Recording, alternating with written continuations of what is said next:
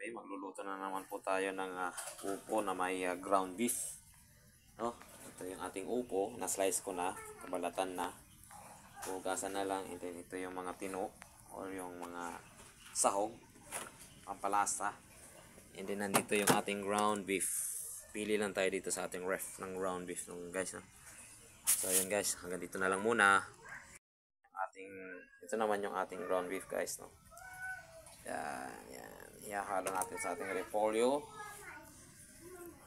Ulam ngayong gabi. So yun guys. Thank you to all girls and all the boys. Yes, nalagay ang luya. Nalagay ng luya.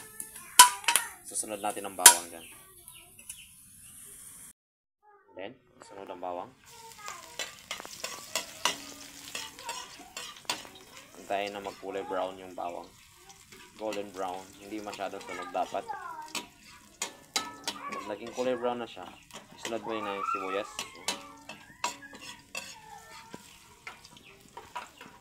Yan na. Para mabilis maging kulay brown. Hindi naman malakas ang apoy natin dyan. Sunod ang sibuyas.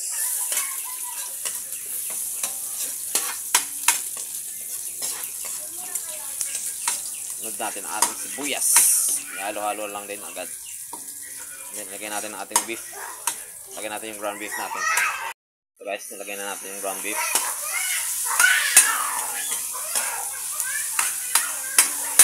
Kita nyo guys, ang ganda ng pagka-brown ng luya at saka bawang dyan. Halu-haluin lang para sabay-sabay yung pagka-luto ng beef. Paikot lang, clockwise. Flat. Clockwise, flat. Ating paminta guys.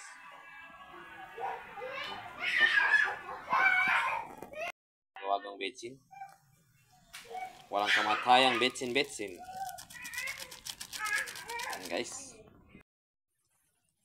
Ayan guys. Kulong-kulo na ang ating ground beef. Then isusunod natin dyan yung ating repolyo mamaya. Ayan guys. Halu-haluin. Pakuluin. Tuloy ang lumambot ang mga beef. Guys, upo pala ito. Repolyo tuloy. Nasanay kasi ako sa repolyo palagi niluluto ko. Upo pala ito, upo. Magkatunog kasi. Ang ating upo. Upo. Ayan ating upo guys. Ang ating upo at ground beef. Halo-haloin natin yan. Hanggang sa manuot yung katas ng beef doon sa upo. Takpan natin yan mamaya. Yan guys. Ground beef and ground beef. Wow.